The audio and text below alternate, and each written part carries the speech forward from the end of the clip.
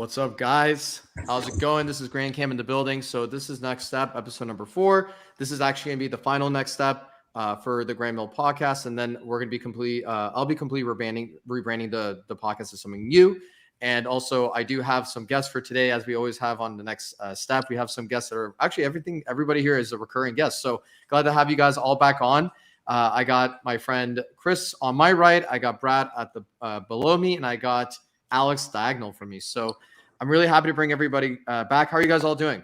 Very happy to be here, man. This is great. Man. Feeling great.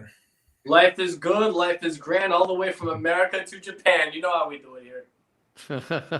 Honored to be on the last episode. Yep. So, I created this episode today because I wanted to just kind of reflect on our achievements, because in 1 year, all 4 of us have really grown. I think astronomically. I don't think we can say it as an understatement. Like, we really grew a lot. I mean, I can speak for myself, and then go ahead, everybody, just kind of share like your experiences and what's been happening. For me, I started a podcast. My dating life became exponentially better. So now I'm in a relationship as well. Understanding how the world works, having patience, more understanding who I am. Getting into cryptocurrency was probably the best decision I ever made in my life. One of the best decisions, and getting in, at a fairly early time. Just in general, it's been overall a great year of just self-reflection and understanding how far I've come. What about you guys? No, absolutely. And, one of the first things I have to say is, Cam, you really pushed me to go ahead and do a lot of these podcasts and all this type of stuff. Because you were like, I'm out there doing it. What are you doing? And I think that's what's so phenomenal about being around guys like us, because they push each other to reach new limits. And there really is no limit. So I think that as a whole, like, I didn't need a lot of help with dating, but God, everything else. I think my expression says it all. It really is. It's crazy. Yeah, you look straight up giddy, bro. It's been nuts. It's been nuts. And like all the money making through crypto, and then dealing with everything else, in building your own brand, your own business, getting people on that, are big names or have big books or big podcasts and things like that. God, man. I'm honored to be a Grand Mal. Thank you, man. Appreciate it. And I want to say, to respond to Alex, like, thank you for the comments, man. We had so many calls just talking about business, talking about the industry that we're in, talking about crypto as well. So that's my girlfriend talking in the background, making noise right there. All the business conversations that we had, Alex, and in a matter of it's now over a year that we've been in this business, but no, actually it's less than a year, less than a year we've been in this business. Dude, we've already created a dent, and not all decisions that I made were good. Not all decisions I made were, but a lot of decisions I made were very good, because it got me to where I am now, and I'm very proud of myself. And I mean, dude, like, we strategize all the time. That's strategy. I love to freaking strategize, man. So when I be on the phone calls with you, and we have like late night freaking calls, like talk sometimes for 2 to 3 hours, just talking, scheming. How are we going to come up? How are we going to make money from this? How are we going to build our brands? Yeah, because at the end of the day, it's all about helping people. And we both had that in our heart. What's going to happen next? And we wanted to figure out how to get that to happen. It's been amazing. Mm-hmm. Oh, yeah. The last year for me, man, wasn't until you actually put it in that specific way that you asked that I even considered, like, okay, well, what was 1 year ago? And it was almost exactly 1 year ago when I just kind of got a little fed up with feeling like I was stuck. I'd already made a lot of improvements in my life in the couple years prior to COVID, but I felt like I was just kind of hiding and not really doing much during COVID. And I kind of got to this place where I was like, okay, I need to get things back in gear. And so, God damn, the last year, so much. I can't even tell you. Everything is different. And I can point to like hard numbers, data of how things are different with money, with women, with fitness. Like I can, tell you like exactly what's changed, exactly what's improved. But more importantly than that, dude, the things you cannot measure, those things are just, I don't know, at a place that I never thought I would be. Just my normal day to day, like just baseline of, I don't want to say like happiness necessarily, but just feeling like content with myself and comfortable with who I am and proud of who I am. I just feel like I walk differently, I talk differently, and Oh yeah. I don't think there's a single person in my life that wouldn't say like, damn, Brad, like you really kicked it up a notch. Like I can see it in you. That's what has been the most exciting for me over the past year. Mm-hmm. Dude, I remember a shout out to Bernie, by the way, the moderator for the Grand Mill podcast, and he also does moderating for other podcast channels as well. Bernie has been consistent. He's been on it. Salute to you. Thank you for always reaching out and always being there when I start my episodes, even when I didn't even make an announcement until last second. So Bernie, you're on it, brother. I really appreciate you. Thank you so much, man. Trust me, your work does not go unnoticed. Like Alex and I, we've spoken about you before. We appreciate you. We appreciate your efforts that you do for the channels and stuff. So thank you, man. I think I do want to say I think he may be upgraded to first class very shortly, and we'll talk. Oh, yeah, he's a good man. He's a very good man. All right. Salute to you, Bernie. Good stuff, man. I like to hear that. Brad, so when Brad and I went to Beyond Wonderland, just the way, like, okay, I didn't notice it until Brad and I got to the hotel room because we were sitting in the car for like a few hours or whatever. So I didn't really notice it. Brad just seemed the same to me, right? Then when I started seeing him in the hotel room, the way he was like walking around, the way he was talking, and the way he was carrying himself. And first of all, I noticed like he lost some of his gut as well, and he toned down a lot. And I know you were in bulking season, Brad, and now you like toned down. You're looking way more shredded. And again, just your mindset is so different from, remember, like we used to talk to each other like months ago, talking about whatever was on the topic of the conversation. But dude, you like just the way you move, the way you talk, it's completely different. Remember, I even complimented you in person about that. Yeah, you did. It's smooth. The way that he moves is smooth now. Yep. Entirely, all the way around. Absolutely. And even in Vegas, man, we've seen Brad in action in Vegas, dude. Like Brad is killing it. He's absolutely killing it. Mm-hmm. And Brad is just also like one thing about, I like hanging out with Brad is that there's always some fun shit going down, and he's always like trying to have a good time. And he's a good like source of energy to be around, man. To be honest with you, like when I was at Beyond Wonderland, I'm like, dude, Brad is so fun. I want to go to every rave with Brad. Every rave that I want to go, I have to invite Brad to, and hopefully he can come. Yeah, it's crazy to me, like, because I've gone out so much over the past several years, and so when I'm out, I want to have a good time and I want to have fun. It's just crazy how many people like that I have gone out with that like either don't want to catch my energy or are like trying to bring it down a notch or something like that. And I'm just like, I don't know why. Like, let's live it up. Like, let's enjoy the moment. And yeah, dude, we'll have many raves to come for sure. We call morons in Philadelphia. If you come to Philadelphia and people try to bring down your vibe, yeah, we call them morons here. They're good dudes. They're good dudes. Dude, that's that. How about you, Chris? Like, dude, Chris, you won. In our men's community where we came from, all four of us came from. Like, you won. What was it? Like, what was the award that MLD gave you? It was the Salt 2 award. The winner of Salt 2. For most outstanding student or something along the lines of that, right? Or most improvement or some shit like that. Yeah, so essentially, like, you gotta remember, a year ago, I was a spurg, I was a virgin. Like, even though I was still working out, like, I didn't understand how social skills work when it came to women and that type of stuff. And since I'll be honest, since COVID, I did my research. Like, I went into The Rational Male, went into Rich Cooper a little bit, really went hard into MLD stuff because when I was watching his videos, that's how I learned. And then from that, I ended up buying the course. I ended up meeting Hudak, and we ended up talking, and boom, I ended up in first class. And next thing you know, I just lost my virginity. I ended up getting to HUDs. Dude, I didn't want to do this. I remember sitting here and just complaining, I have to go meet this person. I don't want to go meet this person. And it ended up being one of the best things ever. Yep.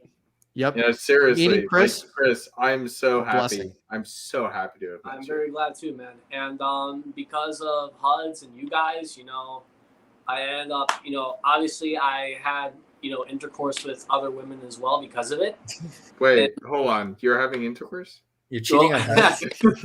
I'm trying to be YouTube friendly here. I had relations with other women, and now I'm glad to say that I am now in a relationship. So it was what I was intending to do when I got into the quarantine. When I got into the quarantine, when I got into the community, that was my intent, my original goal. And it's good that that's accomplished, and I'm working now through, how to be in a relationship and learning what it means to have someone who is a great complement to your life and not having them be the focus. And that's something I'm very thankful for. And I'm thankful for HUDs for teaching me the ability. I thank you, Cam, for giving me the mindset, and Brad for being one of the guys who I originally connected with as well. And it really means a lot now that I've met a girl who's actually trying to help improve me as someone and realizing what my potential was even back then. So I'm very thankful for that. Hell yeah. Yeah, dude. Man, dude, it's so funny. Like me, Cam, and HUDs will probably talk about how much we've grown this past year, but fucking like you, dude, like we've known you since like seems like you were a baby, and now you're just fucking killing it, dude. Like on all fronts. It's so fun to see. Get into more of the crypto stuff that you guys are talking about. My only thing is Coinbase. I mean, I see all you guys posting all this stuff, and I'm like, it's tough. I really gotta start doing this shit. I gotta buy new wallets every day because they can't carry all the money. And you lost your keys in a boating accident too. Too bad. Crypto has just become so ridiculous. Like, and I just feel like the more steeped you are in it, like just the easier it is to make money because like you hear about things, you get in on things. Like it's seriously just free money right now out there. And it's funny. I actually tell Brad, I actually share Brad like a lot of DGen stuff too. He'll share me DGen stuff. He's like, have you heard of this? Have you heard of this? And I'll send anything I see as DGen. I'll send it on first class and be like, have you guys heard of this? Have you heard of that? And then the Batman coin, like I was like, what the fuck is going on? So you know what I did? HUDs on the Batman coin. As soon as I saw that message, I fucking jumped on it. Good. Because you're fucking intelligent and you listen to me. Yeah. The Wrap ETH. So how did you guys like? You guys did a pretty decent job. Like, was it good? Yeah, it like quadrupled for me, and I sold half, and so I'm still holding the other half just to see if it goes absolutely, batshit crazy or something. One thing I want to say about Batman these shit crazy. All right, yeah, Batman shit crazy. I gotta. That was funny. I gotta actually say this really quick about MetaMask and these DGen plays. So I've been seeing like in the last 30 days, I watched 5 videos where people got scammed on their MetaMask wallet. So my concern, guys, is this: like the moment you guys are in this DGen shit, disconnect your wallet like immediately after you're done like staking. Like just disconnect. So I'm getting to the habit of doing that, and unfortunately, MetaMask doesn't have 2FA security, so MetaMask is easily susceptible to getting owned by all these hackers. Binance Smart Chain, in my opinion, stay away from that. I'm staying away from it just because it's been hacked multiple times and it's been compromised. So I'm staying away from any BSC coins. And then going forward with any like of these crypto things, I'm very cautious of like staking it on a farm from a website that I'm not too familiar with. Like with with the DeFi coins, like certain ones that we talk about, I'm okay with those. But just with like the Batman one, because it's just new, like just be careful. I don't know how secure Batman is. Maybe it's actually really secure. I don't know. Well, we're not staking. Just be careful who you give your address to. Say that again. We're not staking. We just buy it on Uniswap. Okay. Yeah, it's kind of like a flip flop, and that's exactly what Brad did. He flip flopped it and then turned it into more hacks so he can make more money. Yeah. So you guys are bullish on Hex. Yeah. Very much so. Yeah. Why is Hex so? This is a good opportunity. Why is Hex so? Why are you guys so bullish on it? Well, honestly, I don't know. Somebody told me. Yeah. I never had any faith in it. I was a Celsius guy, like a shit ton of money in Celsius, and Dude, if I would have put the amount of money into Hex that I put into Celsius, I'd be a millionaire in Hex alone right now. Wow. So Really? Hex Oh, Hex just no. absolutely proved me 100% wrong, and I'm not going to doubt it again. So when it's dipping, I'm going to buy it. So one thing I do want to speak on when it comes to Hex, that's why I've been so bullish on Algorand. So these Olympus DAOs, all these DAOs, essentially what it is, it's the perfect brainchild between Algorand and Hex and how to build your wealth. Mhm. It's stability. How does Go ahead. How does Algorand? Yeah, to interrupt because I can understand what you're saying better. So Algorand, I don't understand the technology as well as you do. So with Algorand, what part of its technology, its utility, is similar to how Olympus operates? Okay, so it's the redistribution of tokens, which will not last forever, but it lasts for right now. And it is the fastest. Personally, I think it's the fastest. Maybe not technically, but it's a direct competitor to Cardano and a lot of the other ones of how quickly and how smoothly they can do transactions so that it is at the cheapest cost to the person doing the transaction. And so combine that. I just said that. Combine that plus adding it to the understanding of how to stake and build. They have this whole governance program that I was talking to Chris a little bit, not this Chris, the other Chris, a little bit about earlier, where you lock up your tokens for a set of, a set period. It's like 3 months, and you just compound your interest on it. And people view it as the dollar. So if you can have something like that, that's that stable, that just continues to build. It's essentially like putting your money into any type of hedge fund, and instead of making 7% back, you're making back the 4.83, I think it is right now, plus whatever the governance is going to give you. So right now, I think that comes to like 16, 17, 18, somewhere in that range. I know that varies a little bit. But that changes every day. I think for me, so just to also break it down for Chris that's on the panel right now. So Chris, one of in cryptocurrency, there's two versions of staking. Like when you stake, it's either going to be locked up or you can just freely lock it back in anytime you want. And the flexibility of having it where it's not locked in allows you to just transfer your money if the price dips, or if you want to just bail out anytime you want, right? So I want to ask the question to the panel, and Chris, feel free to ask us any questions too. Like this is, a good opportunity to briefly ask any crypto questions. But, for me, like another reason why I shy away from Hex is because I have to keep my money locked. One reason why Olympus, like I fell in love with the Olympus project, is because not only how the economic model works, but because you're able to freely stake and unstake anytime you want. I like that flexibility. I believe more in that flexibility. I just don't like it. Just feels scammy. It feels like when Hex is trying to lock your tokens, as if they're trying to test your loyalty to the token. And I don't know. I mean, whether that's good or bad, and whether that's their intention or not, I want my money to be freely. Like, remember, crypto is autonomous. It's all about the power to the people. Like, you have the money, you have the power. There's no intermediary, there's no middleman. It's just you. So I feel like if it's locked up, it's kind of locking me away from my funds. It's almost like putting it back in a 401k where I don't want to withdraw it until I'm 59 and a half years old. It's a little bit of an exaggeration, but I like the flexibility. What do you guys think? Yeah, I wouldn't want to keep like all of my money locked up. That's for sure.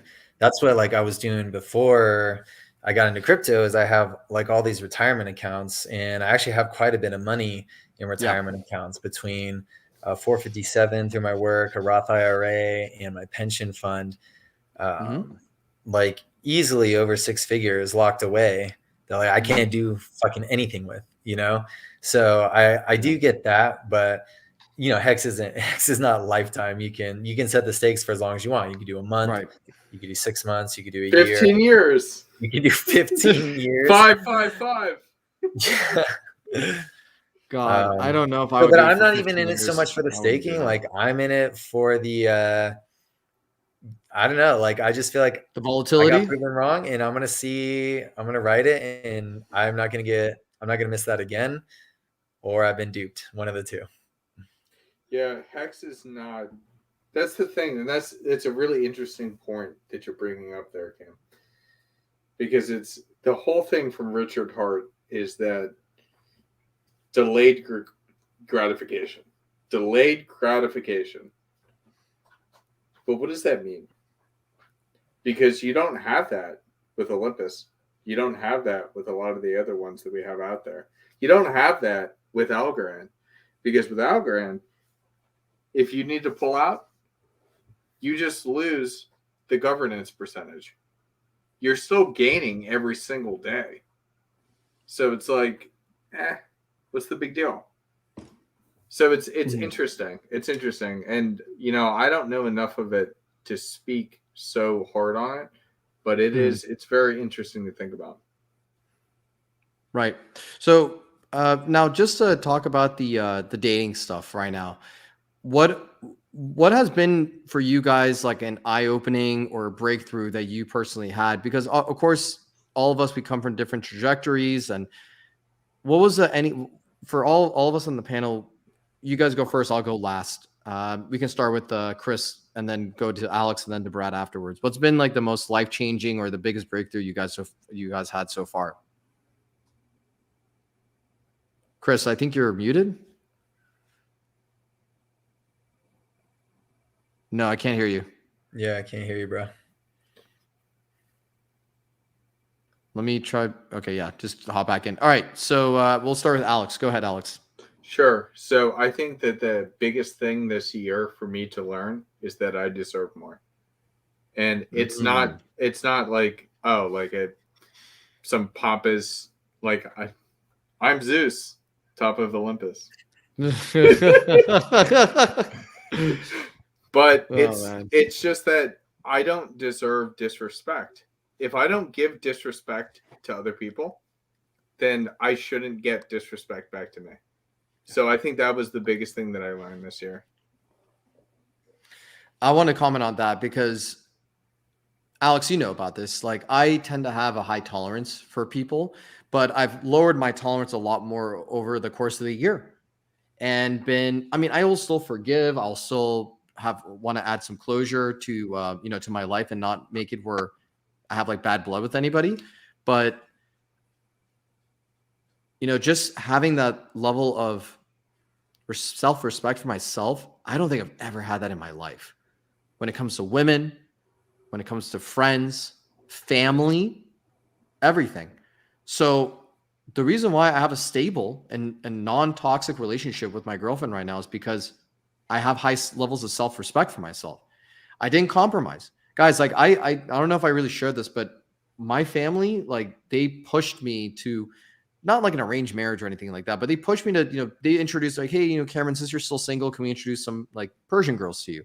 So I'm like, yeah, sure. Let me see them. Cause I'm Middle Eastern, I'm Persian. I said, yeah, sure. I'm happy to see them. And they were not the type of girls that were like the ones that I felt very attractive to on a physical level. It wasn't like there for me. And I had pressure from my parents. I remember my dad would give me a hard ass freaking time saying, you had a great girl who's a pharmacist, had this and this and this and this, and you blew it. I'm like, no, it's because I'm not interested in her the way you think I should be interested in her. And guess what? I never settled. I didn't compromise. The relationship I'm in, I chose that. I wanted that. I desired that. So I don't call that settling. That's something I wanted. So my message to anybody who's watching this on the replay or watching it right now, don't settle for shit.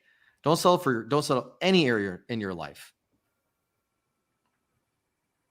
Yeah, definitely. I think we all learned that lesson to some degree over the past year, for sure. That we do, and maybe this is an outgrowth of that kind of red pill background, but just like learn, like, hey, like you as a man, you do deserve respect, especially if you've earned it.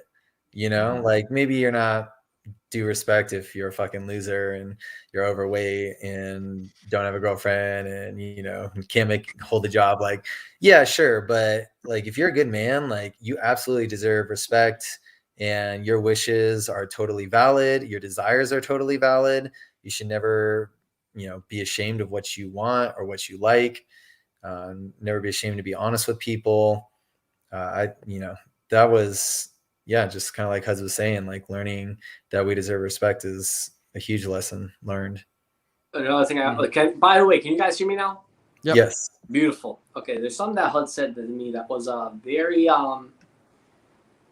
very interesting, and now I understand a little bit of what he means.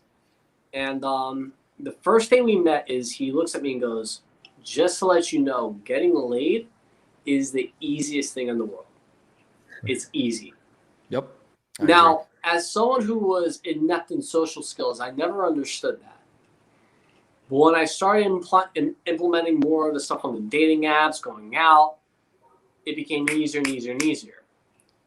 Mhm. And it's true, you know, getting laid is easy. But here's the thing, you know, if you guys, a lot of these guys, they come into this space, in the red pill space, and they want to enter these relationships, they want to get a relationship, they want to get a girlfriend, right?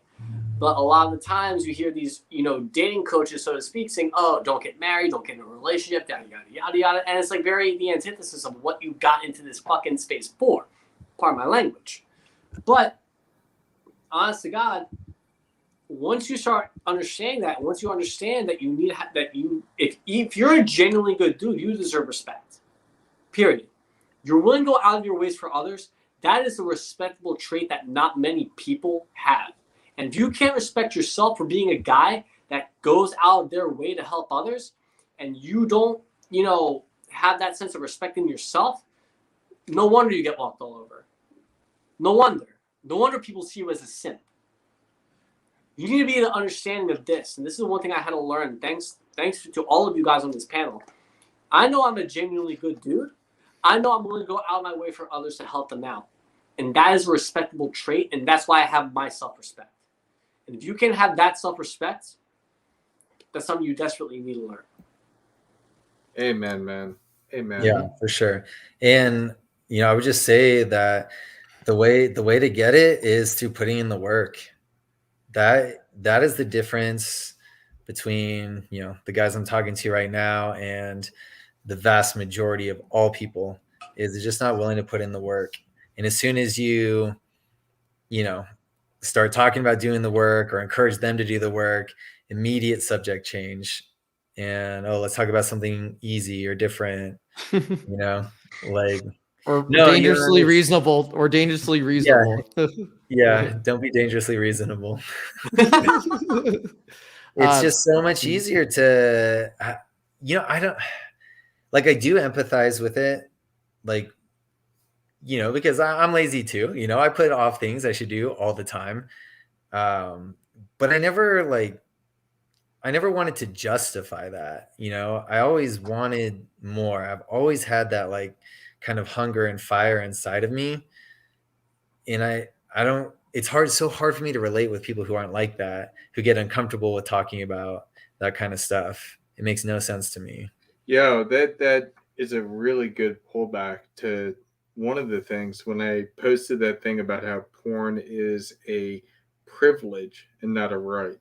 And one of the things, one of the first comments that I saw, "Nah, I can get bitches. I just prefer to not spend money, time, effort. I want a nut. I'm a nut case closed." And it's like, all right, I guess, like, but do you really want to sit inside and keep doing that, or do you want to go out there and improve your life in more ways than you can even imagine? Yep. Huz, I just have a question. Did you say "I guess" because you were trying to understand what he just said, because that was poor ass English on his part, or that you actually were able to understand through all the fucking jibber jabber that he just said what he actually meant? That's my question, actually. I just understood the first part. I couldn't. Yeah. I can't even tell if he's trolling or not. Nah. I can get bitches. I just prefer to not spend money, time, effort. I want to nut. I just, You're you know "Yeah, I what? can't So he's wait justifying his porn addiction. That's what he's doing. He's Dude, you know what? justifying why he Honestly, like jerks I off. cannot take Exactly. I cannot take that seriously because if you can get girls and if you're good at getting girls, You'll get girls. then you don't say, "Oh, I don't want to waste the time and money," because it's Yeah. fun. It's so fun getting girls. Dude, I've like, never spent money. yeah, One of my favorite experiences, I'll share this now. I don't know if I may have shared it with you guys.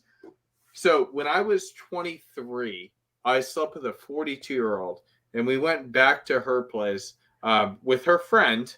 So it's an Uber where it's two older women, and she was 42. And we went back to her place where her kids were sleeping upstairs. And this was a fucking mansion, dude. This place was unbelievable.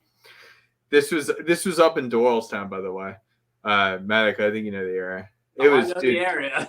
dude, it was fucking beautiful. And we went up there, and dude, I'm fucking banging this chick out. And I know her kids who are like 7 and 9. And then there was one that was 18. She just went to Pittsburgh, University of Pittsburgh. And I'm just banging her. I'm banging this chick out downstairs thinking her dad and her kids are asleep upstairs. What the hell is going on right now? It's just absolutely ridiculous. It's just absolutely ridiculous. The So things yeah. you can do. No, the only way I was going to end that out is just that it does not matter. Like these people that comment and get frustrated about things, it's just the mental masturbation that Rilla talks about. 100%. Yeah, it's because they're not willing to go out and actually experience life. That's another thing. A lot of these guys, it's the same reason why so many guys get obsessed with video games. Is because they get obsessed with this life that they want to live. They want to be the hero of their own story, but they know it. They think in their heads they can't do it in real life.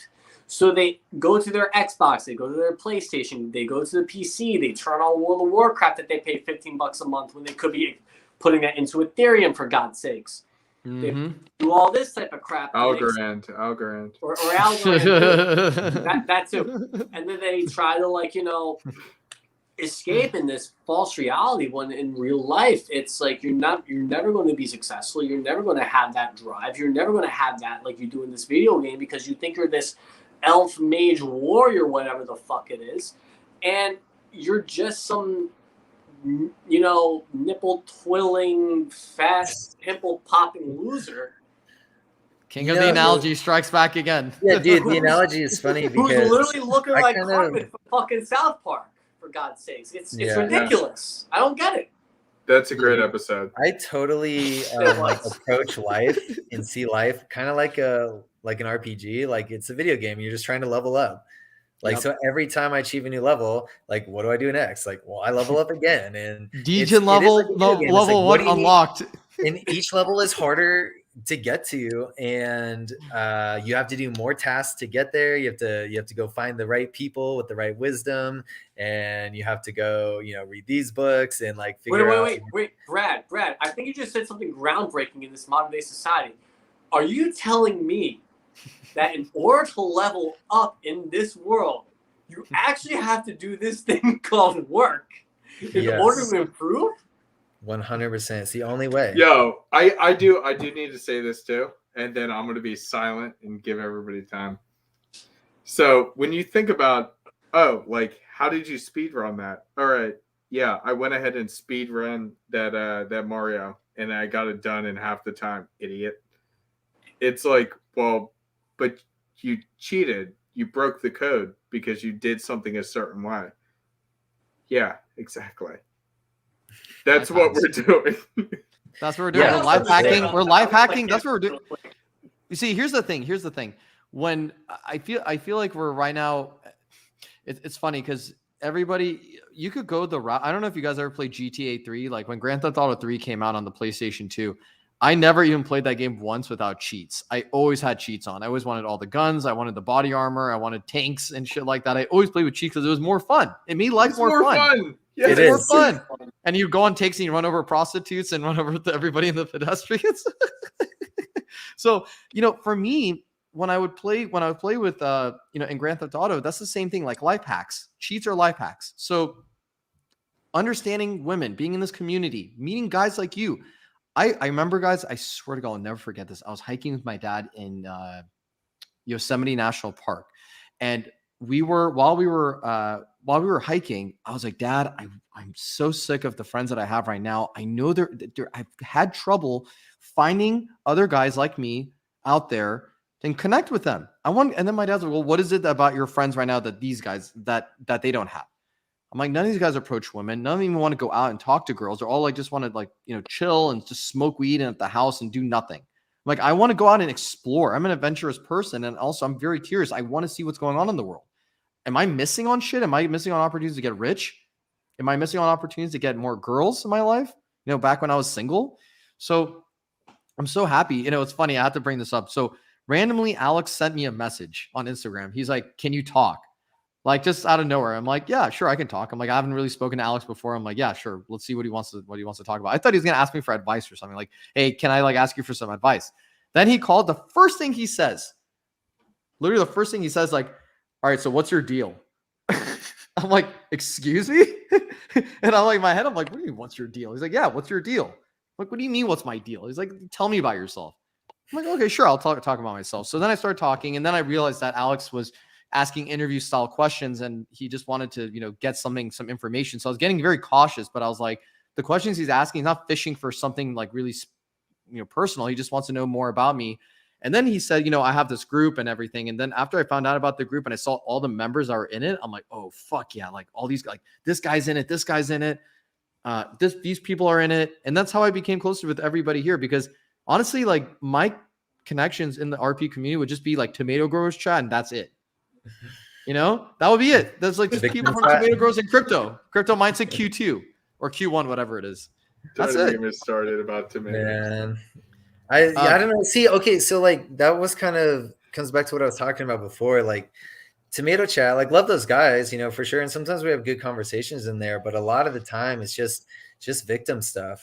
It's just I'm a victim because this, girls are like this, women are like that, and the politics is this and that. And it's like, okay, but like, what are you fucking doing? Like, I live in California, which like everyone in that chat thinks is like the pit of fucking hell. But guess what? I'm fucking crushing it with women, with fitness, with money. Like it doesn't fucking matter. It doesn't fucking matter. Like just do something, do the work, I still think California is going down the shitter, but I'm still fucking killing it out here too. Like I'm using the resources. I'm getting everything I need. I'm meeting up with you, Brad, when we can. Like, dude, I'm crushing it also, man. We're both, it doesn't matter. Any environment you put any of us four in, we'll kill it. We're going to learn the language, or we're going to learn, how the world works in that area, how society works for them. And we're just going to fucking kill it. Anywhere you put any of us four in, or anybody in first class, and guys in first class are still growing, so they're not fully just there yet. But, anybody from this panel, we can easily crush it in any area. One thing I want to say also, go ahead, Alex. I was just going to say, and what's so beautiful about it is we all recognize our shortfalls. So we know what we need to work on, and we just don't think we're like hot shit. So yes, we can still grow, but we also know where we need to grow. I'm pretty sure that I am hot shit. Right. 99% sure. Shut the fuck up, Brad. I want to base off of that with everything that everyone here has said, is that one of the things I'm very grateful about this group and, being a part of this is that, and this is a big problem within the Red Pill community as well with anyone who is in the Democratic Party or even in the Republican Party, for example, is that everyone has this ideology. They base their facts in ideology. Yeah. And everyone keeps talking about how things should be. Yes. And the one thing I'm glad about this group is we understand how things are. Let me repeat this again. People are too focused on how things should be versus us, which understand how things are. Now, each and every single one of us have an ideology of our own of how things should be. We wish California wasn't a shithole. We wish Kensington wasn't a shithole. Yeah, we all wish these things, but what is the reality? California is not the best place. Cam, if I take you to Kensington, you're going to be thankful you live in California, for instance. The thing is this. We want to build the ideology, but we base everything in reality so we can actually achieve it. And that's what the majority of these people that are quote unquote normies, that are, the general people that you'll talk to on the street, that they don't understand, especially if they are college educated, because they're so wrapped up in how it should be in the world and why they don't want this student debt. But if you live in reality, wait, there are certain ways like crypto. Maybe this could help solve my student debt loans a little bit. Maybe if I do this, that, and the other thing, maybe I might actually be able to get a successful career, even if I do major in a shitty major, quote for quote. Maybe there are some certain factors I can learn from this certain major that I can actually make a good amount of money from and go into this industry. But people don't think that. They're so focused on the ideology. That is one of the most. That is the most brilliant thing you've ever said. We're trying to build an ideology, but we are living in reality. Mm-hmm. And I think that brings it back to the fucking porn reel, dude. Like, people are just responding on their ideologies, like they're not. What you said was so reasonable, dangerously reasonable, as I said. I can't believe you took that for your name on this stream. Like, by the way, I put a reel out just for everybody to know. I put a reel out on how porn is a privilege, not a right. Where if you are not in a relationship or not having sex, you have no right to just be looking at porn and jerking off all the time. Mm-hmm. So I put out a reel for that, and Brad shared a little voice note with us, and he was like, that was dangerously reasonable. Well, they're going to get mad at him for just being dangerously reasonable, It's just so silly. So many people like getting upset about the fact that I'm just stating facts. Yep. Because it doesn't make sense to them. I feel like it's a gut punch, Alex, because nobody ever speaks about that shit. So that topic alone was a very good topic. It was like a low key one that nobody ever talks about. So it was like a gut punch to them, to be honest, because they're like, "Oh wait, you exposed my pornography habits." It's November. What else are you going to talk about? That's a very good point. True. That's true. It did. It hurt their ideology. Like, the one guy was obsessively like, you don't understand. It's just wrong. It's immoral. And it's like, he never, it was not a video about the morality of porn. Like, everyone can have their own morality. You can think porn is bad from a moral standpoint. You can think it's bad from a practical standpoint. You can think it's bad from a scientific standpoint, whatever, but you were just trying to address hey, if you're a guy in America, and you're struggling to get sex, don't watch porn. If you are getting regular sex and you occasionally watch porn, it's not a big deal. But that just murdered some people's ideology. And they're like, no, you don't understand. It's the end of the world because I built my identity on being against this, or for it or whatever. It's when you hit that ideology, it's like you hit their identity. It's like, this guy says it's okay. No, my identity says it's not okay, so I must defend myself. And it's like, no, dude, just it's one of the reasons I can't stand fucking tradcons, dude, sometimes. Oh my God. It's like, oh, well, porn is immoral. You should never watch. You should get married and have kids. Listen, in an ideal, again, goes back to ideology. In an ideal world, I guarantee you we would all have a white picket fence, talk about how the kids are doing while walking our golden fucking retriever. But guess what? That's not how reality fucking works. Some people are going to end up watching a Bella Danger and waxing their fucking carrot, right? Yeah, she's fucking hot. I would totally. That's why I mentioned her name, because she is actually fucking hot. I would totally, dude. I would have aggressive anal with her. That would be fantastic. I want to actually. I'm just gonna do this. So, but seriously though, everyone's like, they have this a total moral standard of fucking doing whatever, but they don't live in reality. And the reason why you're probably watching all of this porn, listen, you have a couple of guys out there that maybe just trying to get their rocks off, so they just want to whack one off and be like, oh, okay, whatever. And they still go out and approach girls, or at least they fucking try. At Mhm. least they fucking try. That was me back I- in the days, man. I was I can was attest like to that back too. in the We days. can all attest to that shit. I do Yeah. that all the time, dude. I love it, dude. I bang my girlfriend all the time, and I still jerk off to porn multiple times a day. I don't know. I Yeah, don't and care. I mean, listen, it's great, but at the same time, you have a lot of these guys out there that think that fucking Abella Danger is their pseudo girlfriend. It's a fucking Right. shame. But these Yeah, people- and like I'm Wait, like no, hold on. I'm Can we pull it back opposite for a from second? HUDs. Can we pull it back for a second? Have any of you guys tried her anal fleshlight? Does she have one? No. All Porn right, go stars on, have Brad. their own Go on, anal Brad. fleshlight? I would Oh say my like God, 'cause- yeah, me and HUD's HUD's are classic liner right there. Yeah, he can't help One-liner. himself. That's for sure. Yeah, that's true. But That's true. Me and HUD's kind of approached that situation like totally differently. Like, yeah, he's told me, yeah, I still jerk off to porn a lot, even though I'm with my girlfriend, and I will on occasion, but I really don't like to do it very often. I find that personally, like, it just kind of drains me, and I like being a little more pent up. And I just have been enjoying real sex more lately, so I just do it less. But like, I don't think he's bad for doing it more. He doesn't think I'm bad for doing it less. It's like we both approach the situation in a reasonable manner.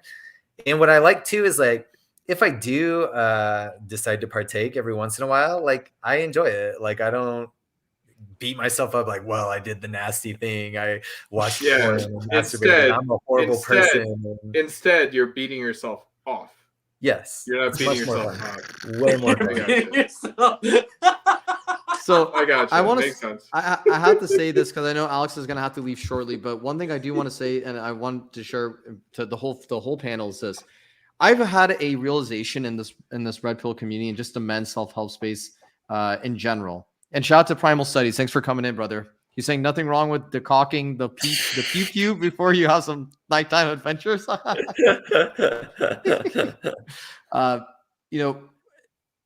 That was one of the things that I realized in this Red Pill community is that guys are being this like virtuous and signal virtuing, acting like they don't want to get women, thinking that if you try to become better with learning game with women, you're all of a sudden like a fucking loser. You're a simp. You're a beta bitch. You're just a beta male or something like that.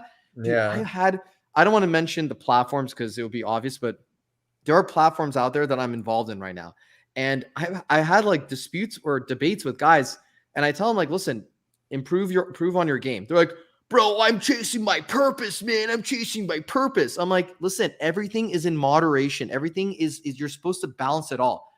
If you only chase girls, you're missing out on money and financial opportunities, and you're also probably going to come off a little bit too How many needy, of them perhaps. are really on their purpose? Like, I was about to say Exactly. that too. Well, How here's many the of them thing. are really on their fucking purpose? Bullshit. And I'm about to finish off. Exactly. That's one thing. First of all, it's like, are they really on their purpose? Number two is like, I said, guys, at the end of the day, everything has to be in moderation. You can't be too money hungry because you neglect perhaps fitness and girls. If you're too much of one thing, you're neglecting other things. So you have to be laser focused on everything, but not being a jack of all trades and try to be a jack of all trades where you're like, literally, you're like, okay, I'm going to be very, very good at money and well, what I'm saying is this, for example, personal finance and just crypto, I'm becoming smarter at it, but I hire mentors to help me with my stuff, right? I delegate things to certain people because I know, for example, if I want some fitness advice, I'll just hit up Matico. I'll say, hey, Chris, I need some like questions on some fitness stuff. Like, I'm not going to try to research everything about fitness, but I am going to the gym. So for me, so many guys at the end of the day, I just told them like, listen, as long as you guys like chase your purpose or whatever, like, one of the content creators out there, he says like, chase excellence, don't chase women. Right. Well, I think you need to do like everything. You need to be able to chase everything. Not that you're supposed to chase women, but you're supposed to self-improve in all these areas. Because at the end of the day, you got to ask yourself this as a man. If you're chasing purpose and not chasing women, here's the question you have to ask. Are you really not going after dating coaches and trying to become better with dating and going out there talking to girls because you have other things you have to do that are keeping you very busy? Or are you just scared? Are you lazy? Or are you intimidated? And once I said that shit, dude, I said that, Alex, all the guys, like, there's this one guy I was debating yesterday, and like this guy was just like, he's like, bro, at the end of the day, I'm going to see how far you come in life and how far I'm coming in life. And I'm like, are you fucking kidding me? That's your response? Okay. I just have to say, and I got to jump here, but when I think about Richard Cooper, I love him to death. I am so grateful for him to come on the show that we did together and talk about some of this stuff. And it's such a great book. But when you say just do the work, what are you doing the work for? Are you doing the work for yourself? Or are you doing the work to get women? And I think that's the most important thing that people miss there. Agreed. Huds, before you go, I have to say one thing. Please make a shirt that says "Beat yourself off, not beat yourself up." Please make that shirt happen. Beat yourself off. Please make that. That's gonna be our Mardi Gras shirts. I will all right? buy that off of Mardi Gras shirts. just to Yeah, support definitely. you, bro. Don't beat yourself up. Beat yourself off. Yeah, so like Primal Studies is saying, Primal Studies is saying this. He's like, at the end of the day, the bigger question is, are you happy with your life? Absolutely. Thank you for pointing that out, man. I mean, look, when guys tell me that, oh, I'm taking he's like, this guy who was debating me, he was saying, bro, there are guys out there that have kids and families and they don't have time to get better, like as single dads. Like they don't have time to get better with game. I'm like, bro, you think I was born yesterday? Do you understand what I said? I come from communities other than the one that I'm involved in right now. I've seen single dads, recently divorced men, college students, high school students being in the same platform as me. You have no fucking excuse at all. Like if you're going to say, oh, single dad, this, okay, fine. Listen, if you need your time to rebuild yourself emotionally, that's fair. If you're in a state of mind where you're depressed or you have high levels of anxiety, you can't focus on talking to women, that's fine. Get your mental health checked. Get it checked because no girl wants to deal with some unstable dork. You know, she wants to be with a man who already has himself good to go. Not like you have to be multi-millionaire, but everything is good to go. Like everything's geared, oiled. Everything is there's gas in the tank. It all makes sense and there's congruency. So that's a good point. Stop for a second. I gotta leave, but I can't leave without saying thank you to Cam, because Cam has done an amazing thing over the, you started I think right before me, done an absolutely amazing job bringing on amazing guests, sharing so much knowledge with people, also mixing it up and bringing along women as well who can give a different perspective. I just have to say thank you. I have to say thank you for everything. And I'm excited to see where we go in the future. I do have to leave, but dude, keep killing it. Appreciate it, Alex. Thank you for the kind words and wishing Holland a happy birthday. Yeah, thank you. Have a good one, guys. Later, bro. Thanks, Alex. So now we got everybody. We got Brad all close up. We got the Ken doll all close up now. I was about to say something to what you just brought up earlier, because I kind of went, before I hop off, because I might be hopping off soon too, I wanted to talk about this concept of toxic masculinity, what that shit really means and all that type of stuff. I love Andrew Tate's definition of toxic masculinity. It is my absolute favorite. It's hilarious. Wait, so toxic masculinity is a word invented by women to describe, is a word invented by ugly women to describe the type of guys they wish they could fuck, but don't want to fuck them. Oh man. But the thing is, as well, as I want to go a little bit deeper, because I think that, yes, there is such thing as toxic masculinity, but it's not what the mainstream says it is. You know what I mean?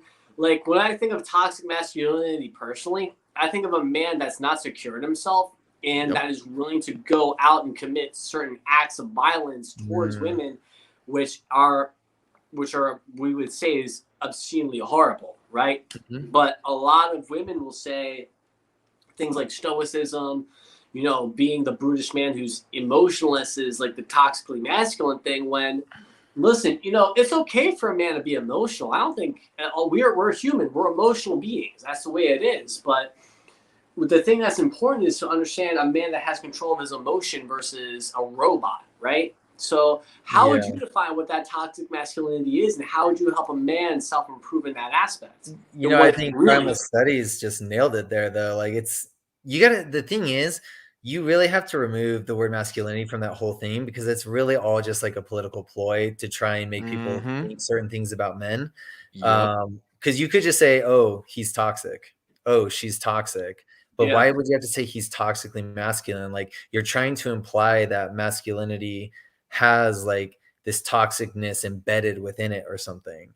And that's just not how it And you is. should Yeah, be it's like ashamed of we're it one of the too. original You should be things. ashamed of being masculine Yeah. because you're so And toxic. it's to your point, Matiko, it's that they're trying to build an ideology off of it. Masculinity just is. It just is. It's a thing. Like, but they're trying to build this belief, you know, hey, we should be afraid of masculinity. It's toxic. It has the potential for all this dangerous stuff. And, you know, it's actually really interesting. I was watching Real Time with Bill Maher with my girl the other day.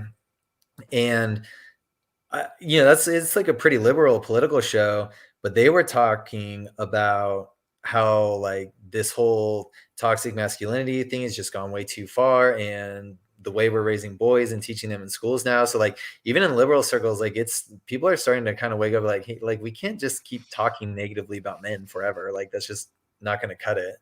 Yeah, it's like we got the point already from the 1920s. Okay, we got the point. We don't live in the 1920s anymore. We live in 2021. Like, we got dudes with man buns here. Like, what the fuck's going on? Like, what the hell? You know what I mean?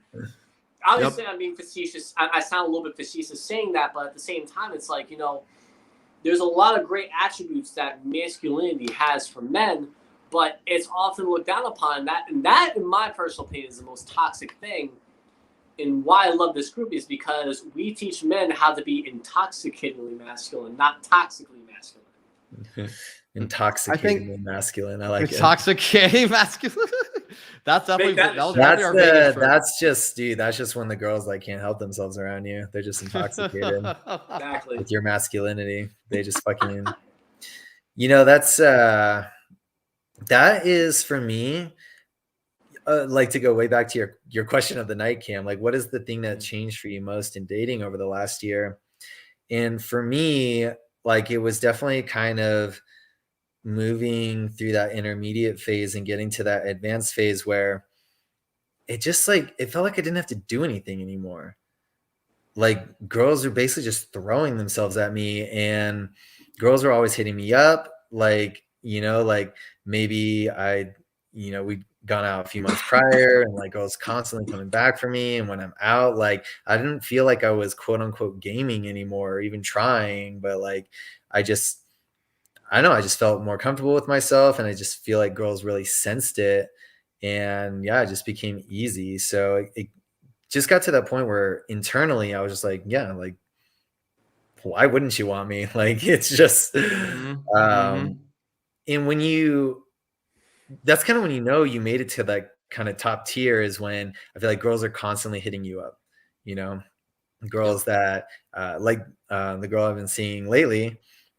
We went on a coffee date earlier this year in May, and then we actually didn't go on a second date or anything for several months. And then she hit me up one time again. So obviously, even though we didn't like get it going right there, like I had left an impression on her. Like these girls, you know, when you're a higher level man, they sense it and they will seek it out.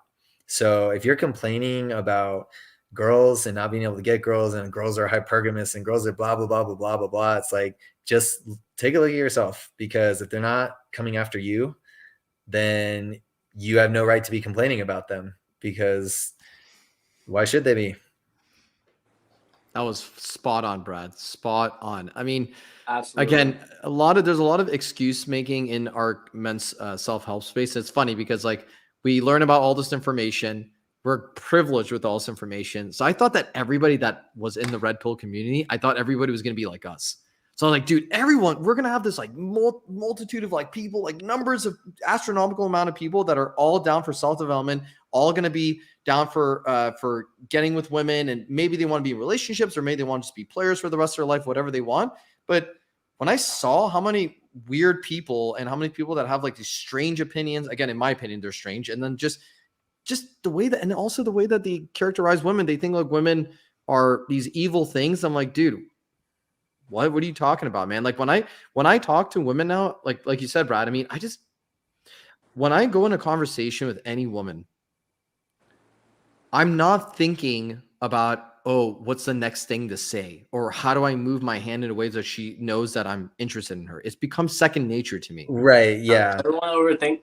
I'll say this before I go. Everyone tends to overthink everything. And the one thing I learned, especially from this group, and probably the most valuable thing, is stop overthinking.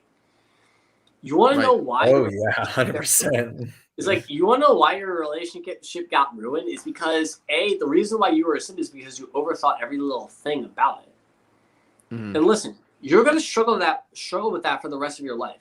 That's with even a high-level player to a degree is going to struggle with that. You're going to meet a girl that's going to make you think twice about certain things, right?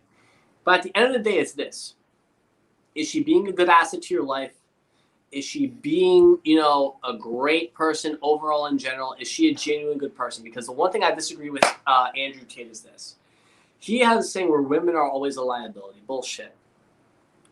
Sometimes they can be a I great responded asset. to that. I mentioned him, and Why he do you think I posted that mentioned story. that? Why do you think I Andrew mentioned Tate that is a shit? little Why do you extreme. think I mentioned that? Because I know you respond to that. And he actually posted that. And he actually, you know Yeah. what? Respect to Andrew Tate for doing that too. Yes, But- much respect to Andrew Tate. I even had to say that. I'm like, I even left him a comment, I a personal agree DM. that Andrew said, Tate is a "Thank you." fucking man. All right. That is a fucking man right there. Exactly. That's the And respect. I love listening to him. I love listening to his advice, even if it's not all going to be exactly how I live my life. Like, I really appreciate him.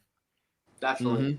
Well, gentlemen, I'm going to be heading out. Thank you for having me, Cam. As always, we'll have to do more. Life is good. Absolutely. Take care, Chris. Thank you, man. Yeah, have a good night. So, Brad, now that it's just going to be us two, the two LA boys that are, two West Coast guys that are up and running right now. I wanted to ask you, man. Just we'll stay on for a little bit more, and then we'll wrap it up afterwards. I know it's like a little over. It's going to be an hour now, but for you, for any of the guys out there that are trying to get better with like their game and pickup community, right? Yeah.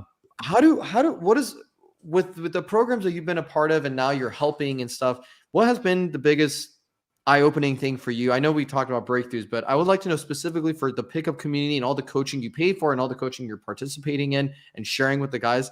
What's been like the biggest like wow moment or like a wow factor or just a breakthrough that you thought was like this changed my life forever? Man, what a question, because like you have those every year in game is like there is a new wow factor. So what the wow factor for me might have been this past year isn't what it would have been for me last year or the year before, and so for guys, I would think that, are you talking more guys who are like kind of entering and feeling like they're maybe beginners?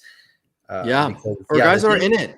Guys that are in it, they still don't get it. There's a lot of those guys. I'm sure you see recurring members. You're just kind of like, hey, this guy hasn't really upgraded, right? They call it intermediate hell. It's like when you first start going out, you're a beginner. Guess what? You get instant results. Why? Because you're doing something different that you've never done before. Yeah. So of course you're going to get different results, right? Some people call it like beginner's luck, but I went through that when I first started going out.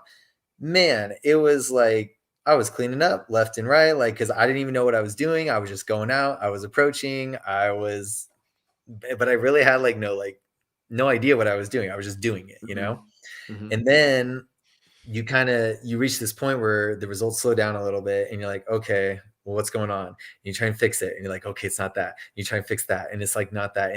And that's why they call it intermediate hell, where it's like, how can I make this more consistent? What am I doing wrong? And it's like so many little things. And the way to get past intermediate hell is a couple things. One, you got to keep going out, because every time you go out, you gain social references and you learn things. So you have to obviously be committed to going out. For me, like, I felt like that was always at least twice a week. That's the weekends. I went out twice a week. I would have loved to have gone out more. The guys who get like really, really good at the game are going out 4, 5, 6 days a week, sometimes 7 days a week. Like, they're crazy. Yeah, it's like it's like their entire life. That's nuts. Yeah. So I never wanted it to be my entire life, but Right. I did understand that it was a commitment, and I went out a lot. And then the other thing is, coaching really does help. So and I like working with lots of different coaches. My main coaches that I worked with at the beginning. Why though? That's important you said that, because I'm exactly like you. I have my own reason, but I would like to hear yours. Why is it that you work with different people? So it's kind of like going back to my thing about life being like a video game where you're just always trying to level up. Yep. Everyone has a different clue, you know? So when it comes to like dating, I'm so grateful that I started with Matt Artisan and The Attractive Man, because he really, really simplifies it. He doesn't overcomplicate it. And that was perfect for me as a beginner, especially when it came to Night Game. And I still kind of use this framework for Night Game to this day. I'll never forget my coach Duke DeLate on my first boot camp. It's like, okay, there's two things about Night Game: fun. Yeah, where's my finger? Fun and escalation. Those are just the two things you need to understand. Be fun, be social, like have people like you, be cool, be popular, whatever, and then escalate. Like, make sure you're being physical with girls, and that you are constantly increase your physical escalation, your verbal escalation, and your logistical escalation. And it's such an easy framework to use. And anyone can use that. Just go out, have fun, and escalate. Like, it's so easy. But when I was trying to get like more consistent results, I needed people to look at me from different angles. And so, yeah, that's why, if I work with this one coach, I might only work with this coach one time, but I'm going to learn one thing from him. And that's like my life philosophy. If I get one thing from a new coach that helps me level up, hang out, have fun, hook up. It's simple. I really like Corey Wayne's advice for like when you're already with a girl, like kind of like the mindsets to have, like, yeah, hang out, have fun, hook up. I thought he was really good at that part. I wasn't so much a fan of his like how to get girls stuff, but when you're with a girl, his advice is pretty grand. So, but anyways, like I was saying, yeah, like my philosophy is if I can pick up one thing from a coach, then it's worth working with them, because that's one thing I wouldn't have without them. Yeah, saying Coach Corey Wayne's is good stuff. Absolutely. I'm not too familiar with this content, but I think he's kind of like what we call like purple, right? He's purple pilled. He's like in between red and blue. Yeah, I'd call him like a purple pill guy. And he's honestly the funniest looking. For John Anthony has the best roast video of him, where he's like, because Corey Wayne, you watch his YouTube videos and he's like, "Hi, I'm Corey Wayne, and I'm going to teach you about women." It's like, really, bro? Like, but yeah, he does have some good advice. And I'm like, I definitely think that even the people, a lot of people will, throw shit in this industry. Like, well, this dating coach, he's not for real. Like, he doesn't know this or that or blah, blah, blah, blah, blah. And it's like, yeah, but everyone kind of has their own understanding. Like, a lot of people fucking hate MLD. I know, like, a lot of people hate him, but I don't hate him. I learned a lot from him, and is he the best dating coach ever? Probably not. But did I learn something from him? Absolutely. And that made it worth it. That made it worth every penny I gave to him. Every penny I gave to MLD was worth it, because he got me into crypto. Oh, yeah, absolutely. So, 100%. Like, yeah, it was a game changer for me. I mean, that's where, like, being in MLD's community is what really like opened my eyes and realized that I'm not alone. I thought I was the only guy that thought like this in the world. And I knew there were other guys that were thinking like me, Brad, but I couldn't find them. When I told you I was hiking out with my dad, and I was like, where the fuck are guys like me out there? And I had to make space, bro. Let me tell you something. Like, the friends I grew up with, Brad, they were not the quality friends that I was hoping to have. And like, I thought these guys were going to be destined to be my best friends forever, because I'd known them since like third grade. Right. And I had them as a friend for 22 years of my life. Not anymore, man. I mean, I disconnected myself from them, which opened the opportunity for me to meet more guys like you, connect myself with more women prior to my relationship, because these guys didn't want to go out. And you know how like you're the average of the 5 or 6 people you're with. So like if I'm with a bunch of my friends on Friday nights, I'm like, yo, you guys want to go out? Oh, not really. The whole time. Yeah. I'm like, yeah, I'm not gonna. I gotta go out. And here's what even Primal Study says, which I agree with. He's saying, You'll outgrow most people, and it's lonely it's lonely along the extra mile. Absolutely, you're on the money with that, bro. It's very true. For me, the pickup. I feel like with the pickup community, like you need to know pickup. One thing that's really good about pickup is that it gets to brass tacks of like what you're supposed to do when you're on the field. Like Yeah. dating advice, dating coaching has different spheres of it. And pickup is under dating coaching, in my opinion. Pickup is not its own category, like it's under dating coaching. But red pill philosophy and ideology is just theory talk the whole time. But what are you doing when you go out there? Like Rollo Tomasi's book Rational Male can help you with the mindset and understanding like, okay, why is she behaving like that? Or maybe why is she thinking like this at this period of her life? Fair enough. But what are the action steps that you're taking to escalate and bring her back to your bed? Talking about the red pill is not going to get a girl wet and bring her back to your bed. And he's right there. Like red pill, like should really only be applied when you're in the field, because that's how you get into that victim mindset. Is like, well, you're not even out there talking to girls. Like you don't know women. I remember I used to follow this guy who, ironically, his name is also John Anthony, I think, but it's not the John Anthony with like 1,500 women or whatever. And I remember he wrote an article and it said some things in it that were hard to read. But now thinking about it, I agree. And he said it was like something about like what I've learned from sleeping with over 100 women. And two things he said. I remember. He said more, but I remember these two things so specifically. He said, one, women are fantastic. They're amazing creatures. They're so incredible. And, if you don't like think these things about them, like that says more about you than it does about them, because women are fucking awesome. Right. And I love being around women. Mm-hmm. And then another thing he said, most men are pathetic. And I remember, man, that one hit me hard, because like, I was like, I still see women as like these puzzles I have to unlock, and they're so tough and they're mean and they reject me but reading his follow-up to that, I was like, God, man, like I need to stop thinking like that like is only going to lead me down a path of being more pathetic. And I don't want to do that. I want to love women, and I do. Like I adore women. They're fucking phenomenal.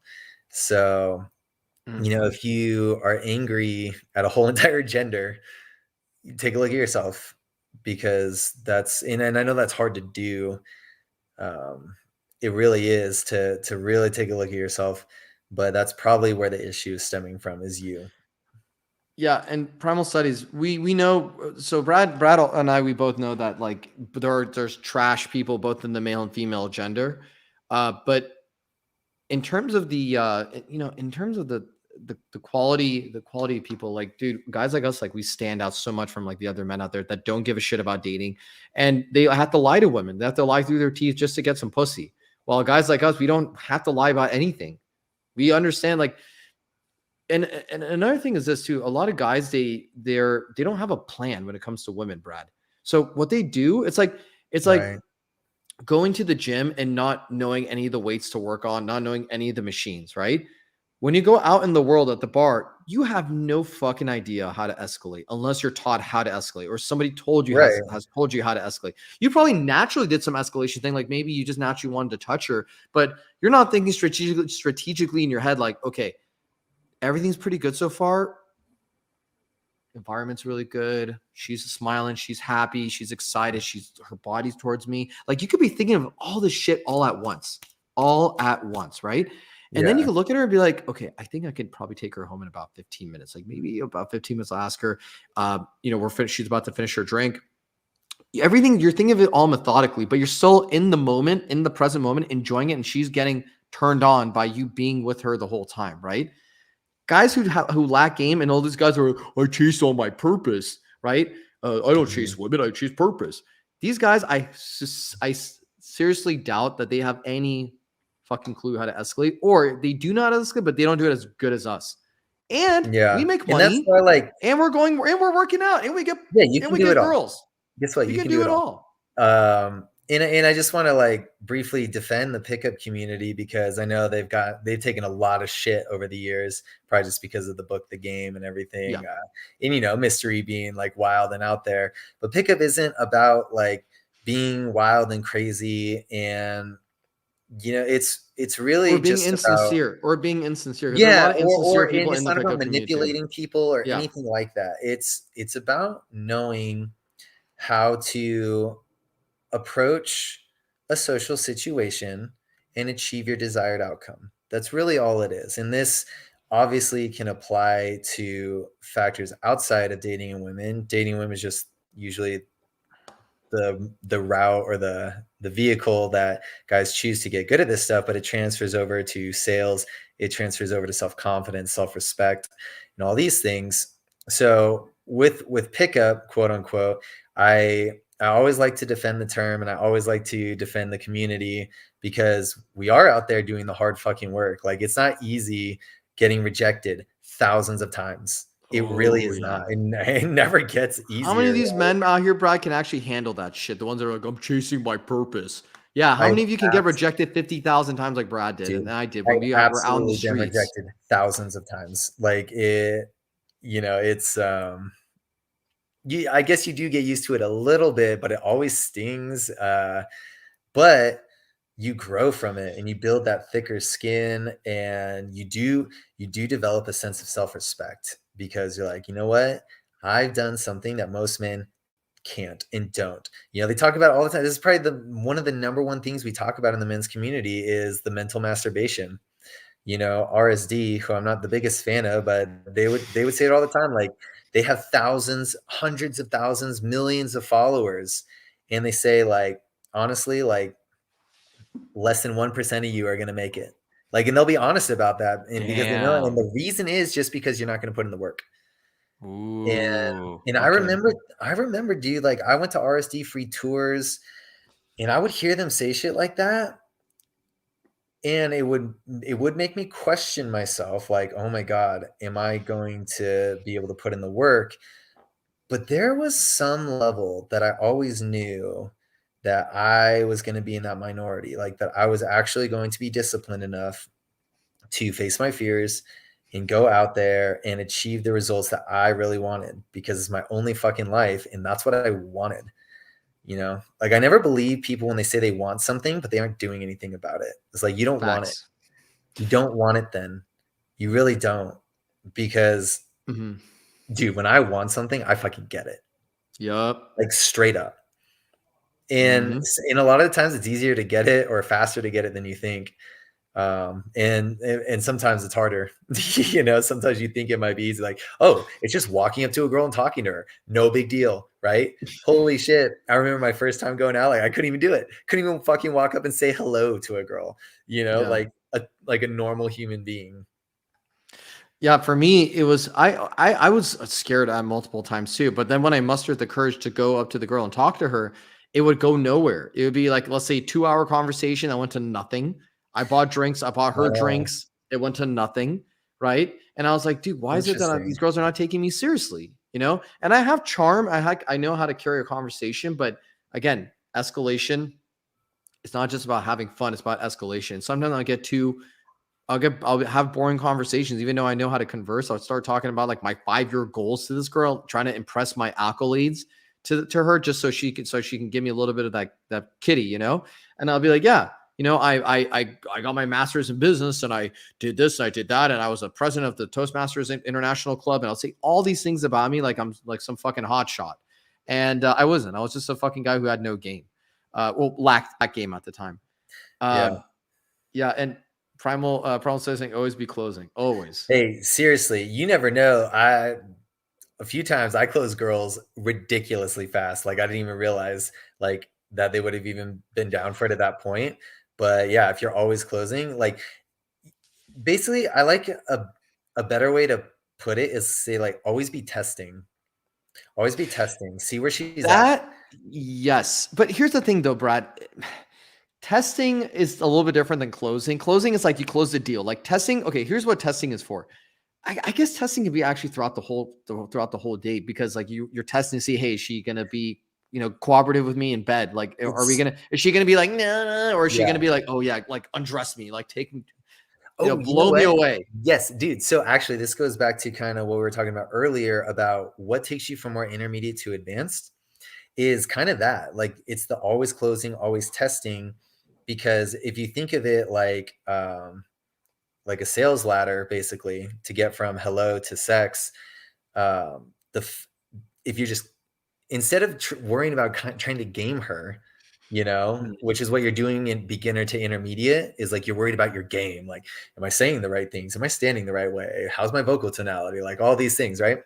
Yep. But then to go from intermediate to advanced is like it's getting more quickly, more consistently, constantly testing that compliance ladder and always be closing. And you'd be surprised how much faster you can move through the process when you just know what to look for, right? Yep. Like when it comes to physical escalation, like I'm constantly testing like the next level. Like, is she cool with me touching her like that? Is she cool with me touching her like that? Is she cool with me touching her like that? And the faster you can go through that whole process, the faster you can seal the deal. Yep. Because, that's a plan right there. That's a guy with a plan. That's a guy with a strategy without losing the present moment, without losing himself, saying, okay, yeah. 2 minutes from now, I'm going to touch her like this and see if she complies with my thing. And then blah, blah, blah. That's not even what you're thinking. It's just like second nature to you. It's like, okay, you do this. Oh, she let me touch her here. Okay, perfect. And then you continue talking. Then you're like, you know what? I'm bored of touching her leg. I want to touch her arm. See if I can touch her arm. You know what? I want to see if I can play with her hair a little bit and see what happens, So, and you get to a point too, where it's like, I describe it as like, how to touch a girl. Like there's a very specific way that girls like to be touched. And the more you do it, the better you get at it. It's going to make her more likely to be okay with your advances. So that's another reason why constantly going out, constantly practicing is super important. You have to be putting in the work because that's how you gain those reference experiences. And another thing too, Brad, I have done it multiple times where like I tried to salvage a situation. If the girl rejected me or she tried to say, I'm not into you, or she would like give me some like off-putting body language, I still tried to make it happen. Right. Yes. So what I realized is like being overly pushy sometimes actually worked to my advantage because now I know, all right, so let me dial it back a little bit because she's not interested. And let me move the fuck on. And let me exert that energy on a girl that actually gives a shit, which Primal Studies mentioned, like a hot lead, right? So for me, like when I'm out and about, back in days when I was single, I was like, okay, this girl, so far so good, 5 minutes, it's a hot lead, not anymore. Okay, fuck this girl, I'm done with this. Go to the next girl. Cold immediately, next one. And then the moment I targeted a girl that was like, oh, hello. I'm like, hello to you. Hot lead right there. Now I'm going to go with the notion, okay, is this girl worthy of my body? Is she worthy of my time? Is she worthy of my money? Is she worthy of my resources? Is this girl worthy of just being around the Grand Camp, right? Being around me. And once I start thinking like that, dude, the tables absolutely turned. From that point on, I saw any hot girl, I'm like, I don't give a shit if you're fucking hot. Show me something more than you're just your kitty. Show me more than something than you're just your peckers and your nice hair and your long ass nails or whatever the hell you got going for you, right? Show me what else you can prove yourself to me. And that they're going to label that toxic masculinity, which is a bunch of bullshit. But just to bring that up for a second. But yeah, for me, it's like, yeah, absolutely. On to the next one. Like, dude, I mean, Primal Studies, I think Brad might have saw this, but like anytime I made my approaches when him and I would go out, like I immediately like walked away. Like if I didn't see anything, I just walked away. Or if I saw that my friends were trying to get at that girl that I wanted, I would actually defer to them and say, you know what, you can have her. Like I want to make sure that it's just me and the girl. There's no distractions. Like, or if it's like me and Brad approaching two girls, for example, then I get to talk to that girl. He talks to his girl. And if we want to switch it up, because maybe his girl's feeling mine and, vice versa, then I've we done would do that lots too. Of times, actually. Yep. Absolutely. So I think that's another thing that's like helped me. I'm so picky now. Well, not anymore, but like I'm, in a relationship, but like before that I was, dude, Brad, I'm extremely even picky. Here's the thing. The pickiness is a form of self-respect and privilege I've earned for myself because I was just like always trying to think, what's the next thing? Should I do this? Should I do that? this pickup artist told me to do this. Should I do this now or whatever? But like my mind is Right. just like, listen, you're hot. Okay, cool. You got my attention. Show me what else you have besides your body. Yeah, definitely. I agree. Like I am picky as hell now because I don't know. I've just been so on my purpose that like it doesn't even matter to me like if a girl's along for the ride or not. But it is fun when one is, and I think we've both kind of transitioned lately into uh, slightly more serious type relationships, and we definitely had a hot dude summer. It was grand. Mm-hmm. But it is nice to have like a really solid girl by your side, helping you stand up and pushing you to be your best. Because you don't really get that with just casual flings. Well, if you have a rotation of women, see, I've been sharing this a lot. Like one of Mhm. my friends reached out to me and I met up with him in person and we were talking about his dating struggles. And he was just saying, there's this girl and then he mentioned another girl. And I told him to shorten the story for this particular scenario. He was saying, I had to tell him like, dude, you're being too platonic and you're not being sexual enough. And I feel like there's a little bit of shame or you're scared of being sexual because you're worried about getting rejected. Just you need to run the same way you run your own personal company and you have your employees and you delegate tasks to them and you have like a system. You need to do the same thing with women. Like you're the CEO of your company, and any of these women that are going to be part of your company, they're your employees. And one of them gets to be upgraded to senior vice president or just VP in general, right? And you got to put these girls, you got to find out like, okay, what kind of personality do they have? What kind of characteristics do they have? Are they interested in the shit I like to do? After we're done having sex, like, does she just lay around in bed the whole time, or does she, or just go to the couch and watch TV? When, or like, are you guiding her? Are you leading her? And if you're trying to guide her and lead her, is she actually following the frame, or is she just saying like, no, I'm just gonna sit here and just watch TV, being disrespectful to you? Well, in that case, like, you just have a girl that just likes to have sex with you. That's not worth it, in my opinion. I will Yeah. flip girls like that and go to another girl who actually wants to do more for me, right? Yeah, dude, you touched on so much in there. Wow, it's crazy. Because I was gonna say another big thing I think Mm, for us this year that changed the game with us is just your sexuality, really upping the sexuality. I think that as men, we tend to think like, oh, sexuality is like a girl's thing. Like she's the sensual and sexual one. I just want to mhm. fuck her or whatever. But like as a man, you have or can at least cultivate a really intense sexual energy about yourself, and that I think is another big key for me this year was just like, dude, everywhere I go, like I'm just dripping fucking sex, like Oh it's yeah. it's obvious. Like, I'm a sexual man. Like ladies line up, as soon as I walk out the door, everyone's in danger of getting fucked, like it's just Mm-hmm. it's Yep. when you cultivate and you don't resist it, because I think that's where guys go wrong is like they resist that part of themselves because if I don't know if they feel like it's wrong, or maybe they have some shame around sex, or Yep. they don't think it's manly or something, whatever it is, tap into your sexuality, walk around, like look at girls, with that look in your eye, like, dude, I can tell you some of my best pickups ever came when I was staring a girl down from across the room, like just Nice. staring at her with like Nice. absolute desire in my eyes. Every single one of those approaches went well, and it's like it's really a commitment because it's like you're making it very well known, like what's going on, what this is about, the way Mhm, you look at her, the way you talk to her, the way you touch mhm, her. And so that's why the other thing I was going to say is that, I told you my pickup, they broke down night game into two things, right? Fun and mhm, escalation. Well, the way I kind of see game lately is three categories that you need to master. So the first one is social intelligence. mhm, And it kind of goes with the fun part, like be a cool person, be fun, be someone people like, be someone that people want to help, understand social dynamics. So, you're never making people feel awkward. Everyone likes being in your presence. Everyone feels like you're very charismatic. So you got social intelligence, then you got leadership. All right. Which is having your plan, like you were saying, like knowing where you're going to go and being able to lead the girl through an entire sexual interaction. And then the third part is sexuality. And you need to develop that sexuality. It really will change the game. Absolutely. Absolutely, man. It's a lot of guys, they don't know how to tap into their inner pervertedness. And Yeah. it's not, excuse me, it's not easy.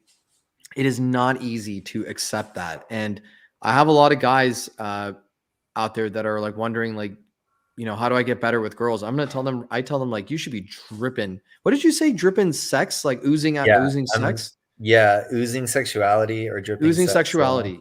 That is so important. That dripping sexuality or oozing of it. Frank, what's up, brother? Good to Because you've seen girls, right? You've seen Mhm. girls just walking down the street like normal day or whatever, but like there's something about them that just like gets your fucking testosterone boiling. Like she's just like she could even be like an average looking girl, but she's just like something about her, something about the way she carries herself. She's just like oozing that sensuality. Like you can be the same as a man. That's not just a girl's game. And one of the things, so I was sharing this with my friend Brad. He's very much into like self help and motivation. Like this guy's like way more than I am, like way more. Like he has his goals written down like everywhere on his walls and shit like that. So he's very like balls deep into self help. And he was having struggle. He was the same guy who was having struggle with his dating. And I told him, when you have a girl, let's say at your house, like he failed to close the deal by having her, by her sleeping with him. And he said, "Yeah, dude, I don't know. Like, we were just chilling, eating and drinking." I'm like, "Bro, listen, you know what I would have done? This is a part of being very sexual and just oozing of that, dripping of that sexuality. I would have gone, excuse the squeaky toy in the back from my dog, from my girlfriend's dog. He's just like freaking going at the squeaky toy right now. What I did, what I told him is like, imagine instead of just sitting on the couch for 2 to 3 hours just talking, that's boring. What you could have done is you take the girl to your room where what he was trying to know is like, what do I do after sex with the girl? Like, I have no like idea what I should be doing. Like, how do I get her to like do things for me and stuff? I said, well, what you're gonna have to do is you take her, you bring her into your room and say, like, let's say her name is Sophia. You say, hey, Sophia, come over here. And then you say, hey, Sophia, this is my room where I have my vision board, I have my affirmations, I have my goals, I have all these things. Out of everything you see right now, which picture intrigues you the most? So she'll look and say, I like the picture of that saying, I want happiness. And then I told him, said, okay, in that moment, I would have looked at the girl and said, what about happiness? What is it about happiness that's so important to you? So then right there, she's like talking. She gives her answer. This is where the oozing of the sexuality comes in. You just put your hand on her butt and you start squeezing it. And she's like, why are you squeezing my butt? Or like, why are you doing that? And then you say, well, like, you're so fucking hot when you talk about like happiness and self-help, like because I'm all about it. And you're still grabbing her butt while you're talking and you're talking about it. You're like, I just think like it's so hot and sexy when you talk about this stuff because you can relate to me. And then she's like, okay. Then you're like, listen, then I told him like, you just throw her on the bed and be like, come here and get some of this happiness dick or some shit like that, get some of this happy dick. And she's gonna be like, like laughing about like your sense of humor, the charisma, the fun, all that. Go ahead. Yeah. It's just about committing to the moment. Yeah, Frank, you tuned in. Good time to get here, man. Good time to get here.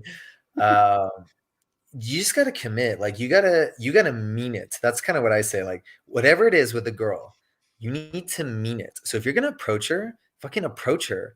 Like don't like, hey, hi, yeah, like noodle arms, like, oh, excuse me. Every move you make, like from the approach on, like, oh, you want to go to the next phase, like you got to mean it. Like don't. It's so easy as a guy to just be like, well, is this okay? Like, and I struggled. That was a big issue for me a lot. Like the needing permission thing. Like obviously you want to, make sure like you learn how to read her when she's ready for things. But yeah, learning how to really mean it, whatever you want to do next. Like, yeah, this is what I mean. Like, I'm for real. Let her know. And girls are gonna test you too. They're gonna test you too, bro. They're gonna test you, yeah. Oh yeah, like if they feel any hesitation in your voice, they're gonna be like, "Is that really what you want to do?" And then you're gonna be like, "Oh well, we don't have to. We don't want to do it." Like fuck that shit, man. You back that shit up and say, "Goddamn right, that's what I want to do." well, are you scared? Are you shy? And then she'd be like, oh no, no, no. And then she's like, here's that masculinity, here's that alpha male qualities coming out, that intention, right? Everything has to be intentional. That's why like you need a strategy to go out. That's why I'm a dating coach and I help guys. I say, listen, you cannot just go out and just pretend like everything's gonna be honky dory. And what are you gonna do if a girl tells you a certain thing? What if like the girl keeps like saying like gives you subtle signs that she wants to go to bed with you, but you're not catching it, right? So if you're intentional about pickup, intentional about of escalating with women, you will catch the subtle cues. I had no idea what the fuck I was doing back in the days, I Brad. probably I lost so many opportunities. Oh, so many opportunities. High So school, many. college, so many golden opportunities. Don't even talk about it. It's too painful, dude. It's too painful to think about. It's Brad, and that's the thing, man. Like now, guys like us with tight game, we understand like intention, tension, waiting for the cues to come out, and then slowly they come out. I'm like, oh, okay, she wants it. She wants to go home with me tonight. You know, and then we have a plan. We have an idea of what's going on, and we're having fun with the girls. So the girls are like, dude, this guy, everything where he moves, it's a You just said it, butter. dude. You just broke it down. The 3 categories: sexuality, leadership, and social intelligence. Like you're having fun, you're leading it, and you're being sexual. Like that's game. Smooth as butter. And when you exude those 3 things, Brad, girls will say that you got that big dick energy. They will literally say that to you. Because I remember I always say this to my streams. Like there's this one time one of the girls I was dating in the past said, I'm a little concerned for you. I'm like, why is that? And she's like, because you have big dick energy and it makes me scared of like my future with you and all that stuff. And I said, well, you know, like don't think about the future. Just like, hey, Primal Studies, good having you, brother. Thank you for the comments. Take care, my man. See you on the next one. You know, whenever she said that to me, I just told her like, you know, listen, just enjoy the present moment. Don't think about the future or anything like that. Just enjoy what's happening right now. I'm always going to keep it real with you. I'm always going to be honest with you. I'll always be authentic with you. So don't ever be concerned of anything other than that. But when she said that, she's like, I shouldn't be telling you this, but I'm going to tell you anyway. Like you have big dick energy. When I heard that, I'm like, dude, I just went back. I leaned back on the couch and I'm like, damn, I came so long and went through so much rejection, so much time lost, so much of this and that to hear that comment is amazing. Like that was probably the best compliment I got in like a long time about my dating. Man, girls with their words, they can make or break you. Like when you start hearing really good compliments from girls, it really leaves a mark on you for sure. Absolutely. Brad, I want to say thank you for coming on the stream, brother. I'm glad you stayed an extra 37 minutes and you know, it was good. Dude, anyway, I'm rebranding my podcast and I'm going to be having like just like a new name and like having I guess like a new style going forward, but ultimately I do want to have you come on and I'd love to have a one-on-one with you, like talk about dating, pickup and all that kind of shit cuz we actually chopped it up pretty well. We got some engagement from Cam saw the heavens open and caught small down upon him. Absolutely, Frank. Absolutely, man. That's exactly what happened. So I'd love to have you on, Brad. You know, since you're already on, I see people people can see your Instagram handle. It's 50 Shades of Brad. Anything else you want to share before we close the episode? No, man, just thanks for having me on. I really love doing these things. You know, I'm working really hard with my crypto and my job right now, trying to become financially independent, but I hope to become more involved in the space over time. So I definitely look forward to doing more of these. Yeah, I hope all these cryptos, like all these crypto coins I'm invested in, pay off. So we can just be like, you can pursue your biggest passion, whatever's the most interesting, which is this dating stuff, right? Like you love to be a coach one day, or like start your own thing, or kind of like that. Is that what you want to do? Yeah, man. I just want to help. Like, you know, I'm good with money. I'm good with crypto. I'm good with fitness. I'm good with dating. So, you know, I know where I was 5 years ago. It was a very dark place. Seriously, like a really dark place, like suicidal thoughts type place. And now, like, I couldn't even fathom having a thought like that these days. Like, I love my life so fucking much. And I pulled myself out, and I had so many coaches and friends help me along the way. I've honestly spent tens of thousands of dollars on coaching, and I've put in the work, and I've been going out, and now I love my life so much. And I just want guys to know that that's out there for them. And it's like, what else are you going to fucking do? That's my question. Like, what else are you going to do? rather than like just make your life as amazing as possible. That's where all your time, effort, and money should be, is on making yourself the best you can possibly be. Yeah, you could just chase your purpose, Brad. You could be like chase your purpose. Chasing my my purpose. Yeah. Chasing Chase it. my purpose. But yeah, man, you got to be, you're gonna have to excel in all areas, and whatever areas you lack in, you hire somebody to help you or you delegate it. That's simple. Okay. We don't neglect women. We don't neglect the finances in our life. We don't neglect our fitness. We don't neglect our mindset, our social acuity. We're always staying sharp the whole time. And that's what helps us stand out. And that's what makes us grand males. And, anybody else who can relate to us and stuff, like I appreciate you guys. Thank you guys for, watching the stream today. Frank, I know you just popped in right now, but thank you for always coming on the episodes, man. I really appreciate you. That's it, guys. Like, I'm going to again rebrand the podcast. I'm going to start, maybe not immediately next week, but in the near future. But other than that, guys, you all have a good night. Take care and peace. All right.